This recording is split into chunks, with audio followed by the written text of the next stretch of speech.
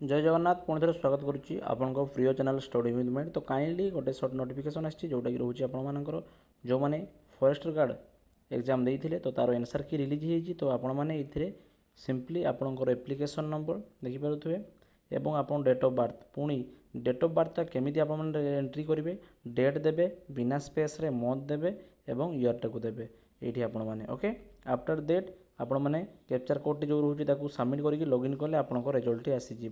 तो काइंडली जो मैंने चेक करना चेक करनियंतु बहुत शीघ्र रिजल्ट आसी जाइए। मु कौन करुच्ची डिस्क्रिप्शन में ये लिंक प्रोवाइड कर दूसरी आप फटाक किना ये क्लिक करके आपंकर रिजल्ट को चेक करेंगे ओके। ओडिशा जो रहा आपंकर subordinate staff selection commission OSSC तरफ जो फॉरेस्टर गार्ड एग्जाम होता तो तार फाइनल रिजल्ट बा आपण मैंने कही चलिए जो आप आंसर की फाइनल रिजल्ट न कहूँ आंसर की आप चेक करेंगे ओके।